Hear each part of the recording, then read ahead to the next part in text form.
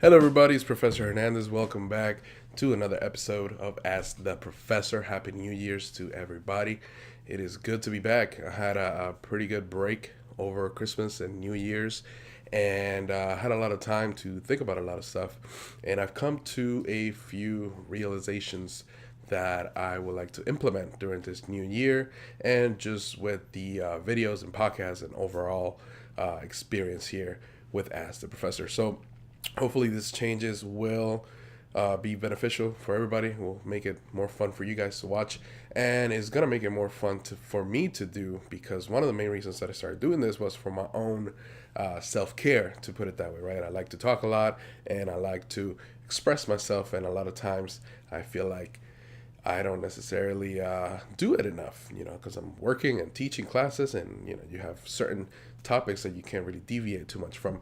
But with these free form, flowy conversation type of format, you can talk about whatever you want, and that's what we're gonna do. Of course, all the questions are still gonna be answered. We actually got three really great questions today that came in over the holiday breaks, and I did get a great question from somebody about a toxic relationship that they're having, and we're actually going to be doing that in the next podcast.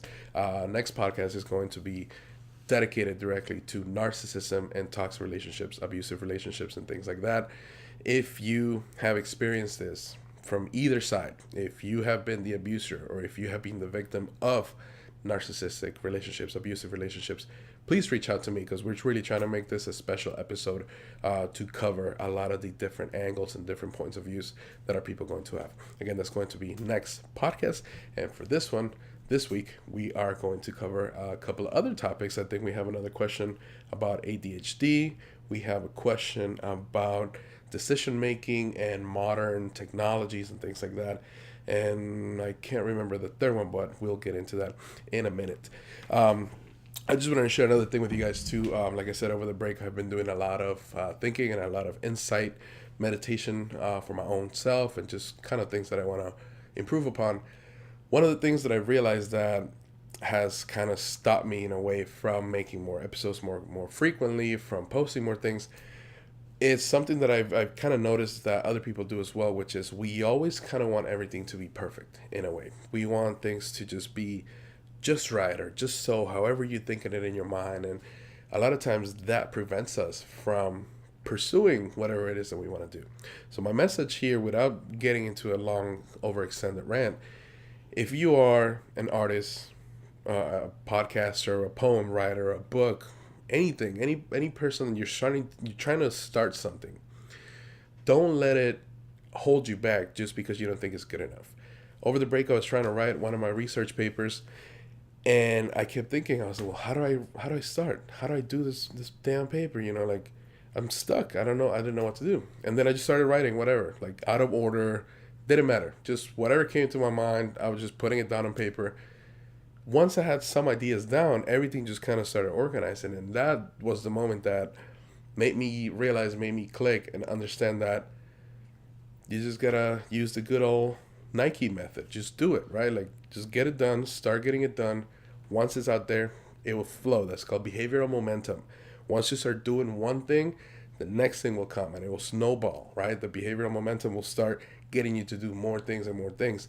That's why if you ask any behavioral specialist or just psychologists in general, they could tell you one of the best things that you could do is start breaking your day down into little chunks that are more manageable to you as a person. If you wake up and you say, well, you know what, today I want to be happy, that's too broad of a topic. That's too broad of a goal. Like, what is happiness? First of all, you have to define what it is individually. Break it down into little more manageable chunks. Okay, first thing, my to-do list, I'm going to make my bed. That's something you can handle, right? Do that. Once you're done with that, you've already accomplished something. Next thing in your goal, to-do list, brush my teeth or take a shower.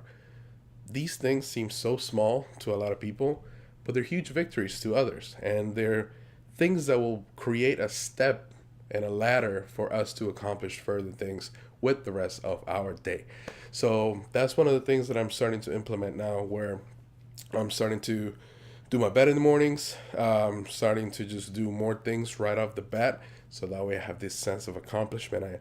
I start letting the snowball get bigger and bigger through the rest of my day. And by the time the day is over, I've accomplished 100 things that otherwise I might not have accomplished. Otherwise, because you start thinking, oh, I gotta write this paper or something, and it's such a huge task. Instead, you can say, well, I gotta write one paragraph, or I'm gonna give myself 1 hour to write as much as I can. These are all little tricks that you can start implementing that will help you accomplish whatever it is that you're trying to do. Wanted to share that with you guys. I felt like it's something that I knew for a long time, but for some reason it just clicked the right way over this little winter break and little hiatus that I took for a few weeks, or I think it was about a month since my last video. But that's something that we all kind of, go through at our own times, and it's great. I think it was a really good experience, and I had a really good time kind of reconnecting with myself. But anyways, guys, like I said, today we're gonna pretty much get into it right away with not too much fluff and just kind of getting back in the swing of things. And we're gonna read some of the questions that came in. Zeke, you had those over there? Right here. We're gonna get into these questions right away, and we'll keep it short and sweet. So we have the first question from an anonymous source. It says, "Hello, Professor. I have a lot of difficulty making choices, and I feel as if this is a recent thing. I spoke to my parents and grandparents, and they didn't seem to have such a hard time making choices. Why do you think that is?" That is a really good question. It's kind of, I would break it down into different parts, really. First of all, one of the main things that I feel like has affected the way that we make decisions today in, say 2019, I would say 2010 and up. 2019, 18, whatever.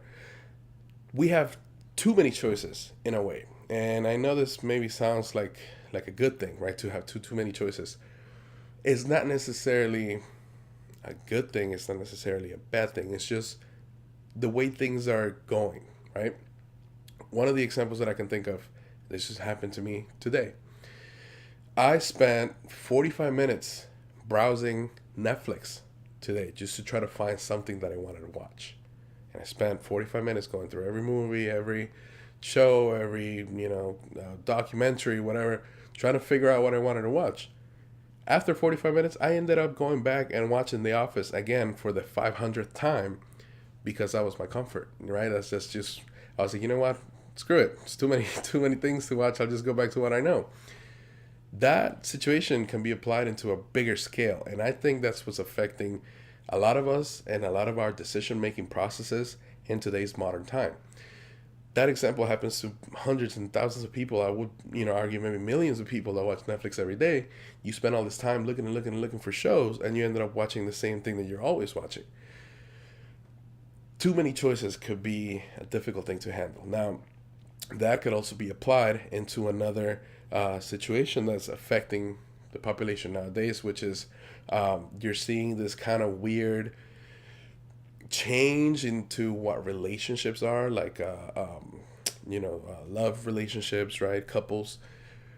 Before, I feel like it was maybe not easier but more stable relationships. Nowadays it's probably easier to have, find a relationship, or just to find somebody to hook up with or whatever. You have things like dating apps, right? You have the Tinders, you have the Plenty of Fish, or you have whatever it is. And people are developing this sort of like entitlement or fake confidence or something, where you won't settle for a person because you always think there's something else out there that's better, if that makes any sense. So this is really becoming an issue because you're finding people that, to put it bluntly, beggars can't be choosers, right? You have people that shouldn't really be that choosy, and they're becoming very choosy just because they feel like they have some kind of power with these apps where you can just swipe on people all day long, and eventually you're going to get somebody. Now, those people feel like, well, if I got this one, I might be able to, work my way up. Now, while that's a great ego booster and that's a great way to look at life, a very hopeful and a very bright way to think of yourself, is not necessarily the best way to go through life and the best way to go through things. Um, that is also happening with plenty of other situations that are making people feel more entitled to certain things, like the availability of resources too. I watched another episode of South Park the other day about the Amazon, and the whole social commentary that they were having was that Amazon, yes, is killing off a lot of the small stores, but because it's so convenient, we're getting so used to that that when we don't have that, we get upset that we don't have a service that is a luxury. It's not a right. It's not a guarantee. It's not anything that we need really to have, but it's becoming a need, or we're making it seem like it's a need that we have to have, when it's simply just a commodity, simply a luxury that we've had the quote unquote luxury, again, forgive my redundance, to be part of that service. So when we don't have that service, then we become upset because we don't have it. That's crazy. That's completely crazy. So going back to the question, why is it hard to make choices nowadays? I think it's the overabundance of choices that makes it difficult. If you go to a little kid and you give them 100 choices about what kind of juice they want to drink, be ready to be there for about an hour, because they're not gonna make a choice very quickly. This is a personal story. I went out with my fiance and her nephews. We went to Chuck E. Cheese, and they have the little soda fountains. She got up with one of them. It's a little girl, a little boy. She got up with one of them, and she was trying to ask him what he wanted to drink. He took forever to decide. Oh, I don't know, Auntie, I want sweet tea. No, no, no, I want Coke. No, no, no, I want juice. No, no, no, I want this. I went up with the little one, and I got up and I said, okay, here's your drink. Here's some juice. She took it and grabbed it. I didn't give her the chance to make a choice. It makes it easier in a way. However, us as adults, as humans, we don't want to be told what to do a lot of times. But that's a whole nother podcast for Ask the Professor conspiracies, where I believe that the choice is an illusion. However, not getting into that right now. But that's a whole different topic. Going back again to the question, I know I keep sidetracking. The difficulty for making choices is because we have too many choices nowadays, I think. And is a mental state where we think that we can always get something else better. If you're going clothes shopping, you might find a good deal, but then you don't want to buy it, because then what if it's a better deal next time or at the next store or whatever. So that's boiled down to it. I think that's what I would say. To you, listener, who didn't identify yourself, that's why we have such a hard time, or why maybe you're having such a hard time making choices. That's very, of course, very generalistic, very simplistic way of looking at things. I don't know you personally. Maybe there are some other issues further than that. Maybe some, I don't know. I could say maybe some trauma or something that just you made a bad choice when you were younger, and now you just have such a difficult time making choices. But he did say having a lot of difficulty making choices, and he feels like as if it's a recent thing. So maybe that's not the case. So maybe it is just because we have too many choices nowadays. But thank you for your question, sir or ma'am, or whatever non-gender specific pronoun you identify as. Next question I have here from Joseph, or Jose, sorry.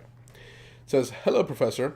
My kid is diagnosed as ADHD, and I saw your comments about it on your previous video, and I wanted to ask about it further.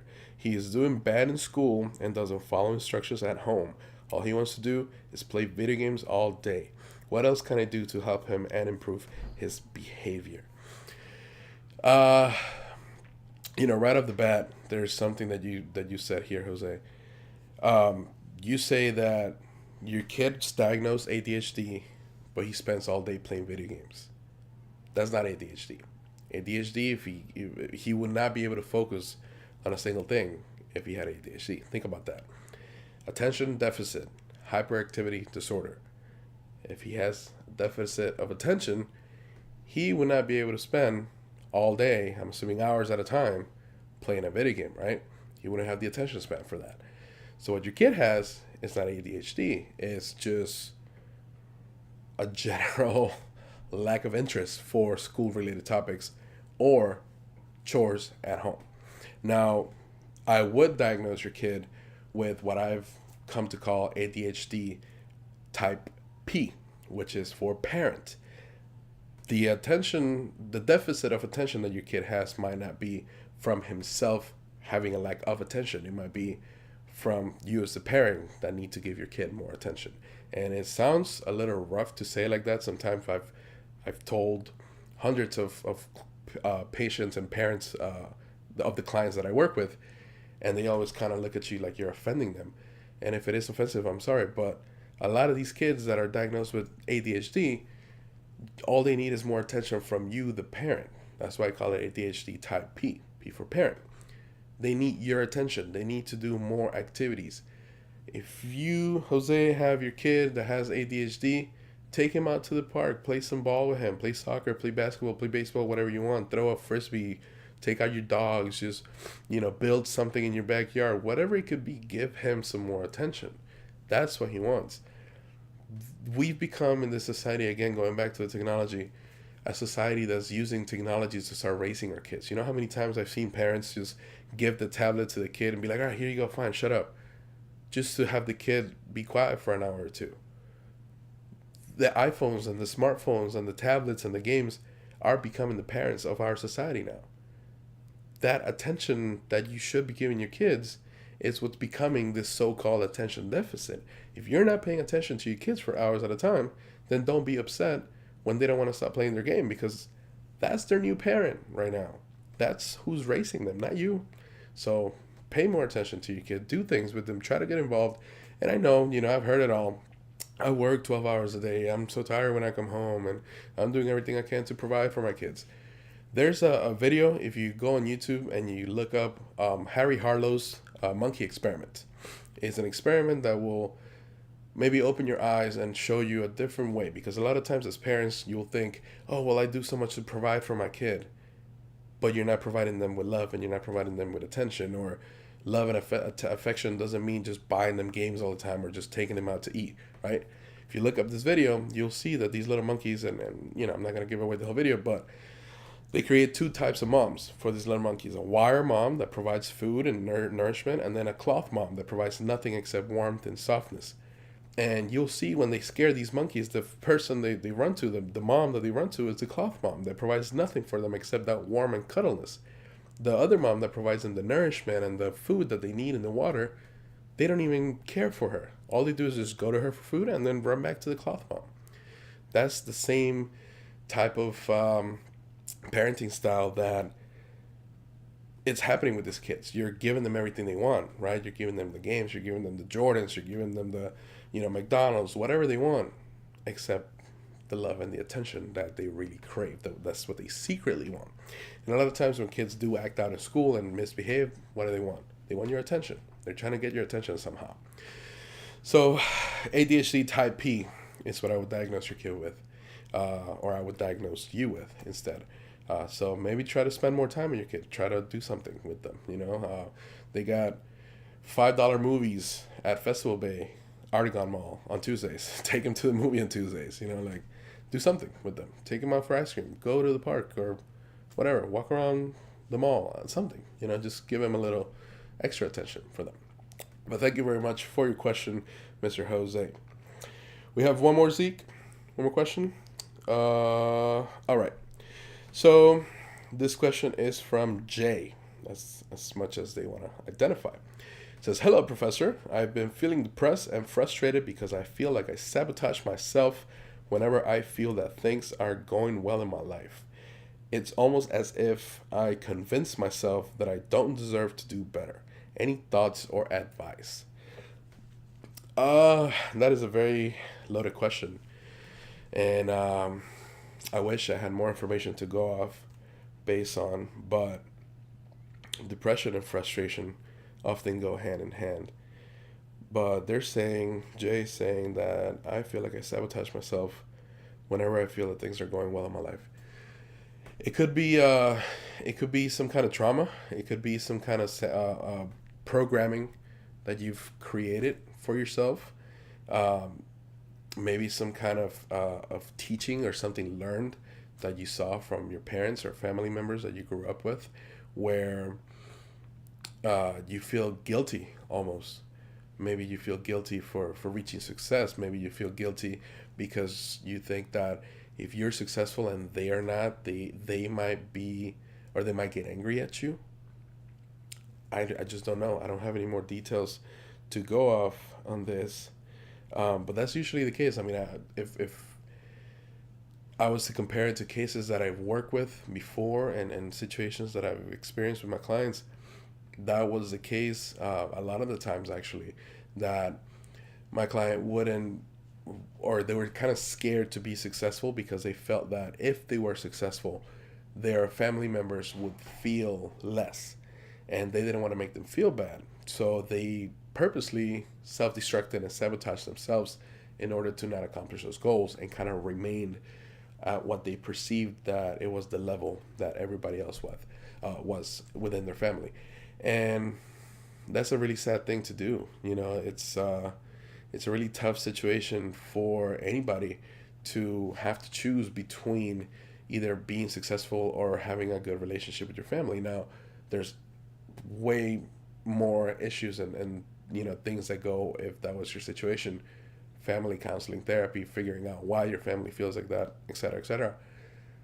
My advice to you would be, just try to figure out where that's coming from. Try to get to the root of what it is that you feel like. Do you feel like it's because they're going to judge you? Do you feel like it's because you feel some kind of self-destruction, like you don't deserve it, maybe? Like, what is it about that situation that you don't, like, you're blocking yourself from achieving? Is it something that you're scared, maybe, to figure out what your potential is, or what your limits could be? Or is it scared of failure? That's another big one too. A lot of people don't do things because they're scared that they're gonna fail. And I think I talked about this in one of my earlier videos, but failure is part of it. As long as you're not aiming to fail, failure is a good thing. If you're aiming to be successful and then you just happen to fail, then you can learn from that situation and move on and get stronger, right? But don't start something with the whole purpose for it to fail.